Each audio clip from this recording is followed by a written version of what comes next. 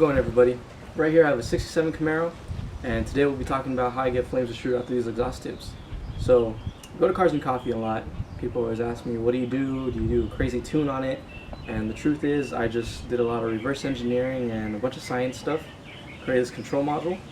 It's very simple to install in the car. You know, I have one in this one, and then I have an 81 Camaro that I also have running it. And basically it'll run on any small block Chevy. About to do the test on the Slant 6 for the Mopar. But for the most part, as long as you have a distributor application with no catalytics on your pipes, it should work just fine. Yeah, today we'll be showing you how to install this on a 74 Dart, and then based off of that you'll be able to see how to install it on anything else you have. Like I said, it's very simple and very effective. Everything that comes with the flamethrower kit is seen right here. This is the brains of the product, the control module. All the wires are pre-cut so they're ready to be crimped. Right here we have a 30 amp inline fuse that comes with the kit as well. We always supply 2 NGK V-Power spark plug wire or spark plugs, and then the momentary push start switch. First things first, you want to figure out where you're going to mount the box. In our case, we're going to mount it behind the dash just because there's a lot of room and it's easy to access a lot of the wires. However, you can install this inside the engine bay on your firewall. The Camaro has it in the firewall, it works fine. Just for preference, I like keeping it in really clean. So, for mounting this, fairly simple. You want to keep it close to the fuse box. In this case, it's on the left-hand side.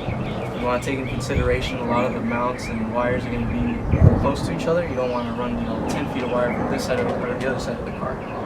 So, mounting, pretty simple. So, before installing the push start button, you always want to give a nice little tug. The reason being, you don't want these spades coming undone from the actual button itself, because then you're going to be wondering why the hell it doesn't work later. So always remember, give it a nice tug before you install it. In our case, we're going to be mounting it down low. We have a few holes that are already set here. This is our fan, so we're going to keep it close just because we know we can run wires here easily and it's very accessible. Another thing you want to keep around is your test light. The reason you want a test light is because we'll be running it to a lot of the accessory ports on the fuse box. If you don't have open accessory ports on your fuse box, feel free to poke around at some wires that go on with the ignition only, and if it lights up, you're good. In our case, fuse box is over there. We're going to tap into it with one of these wires. So if you're finding it hard to follow, don't worry. I do have a very detailed instruction manual that does come with the kit.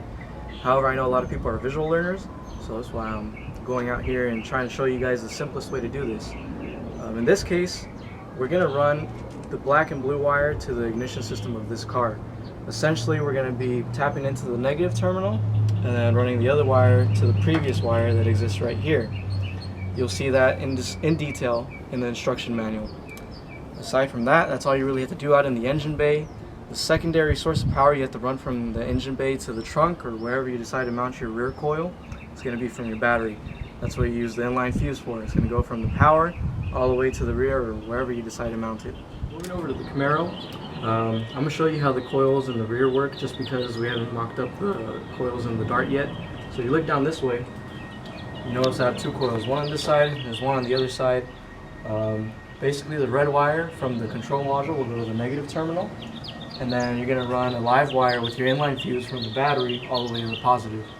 So essentially how the system works is with the control module, you're directing the ignition firing, at least the power, to the rear. This then goes from the spark plug wires to the spark plugs that are mounted inside your tailpipes. You want to do it at least a minimum of 12 to 6 inches from the tailpipe end. The further to this outside you get, the bigger your flames will be. For those of you that can't get their fittings welded in on the mufflers, what I do, I just drill a hole, run the spark plug through it, and then get whatever nut or washer you have to fit in there. I'll probably supply these, so don't worry too much. If not, I'll leave the thread pitch information in the link below as well.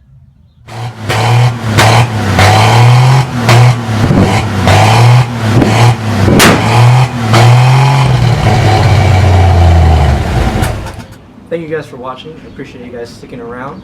Feel free to comment down below, like and rate the video, subscribe. I'll be posting more project videos soon. If you have any questions, feel free to email me in the link down below. Like I said, you can comment. On top of that, enjoy your flamethrower kit. Hope you enjoyed the video.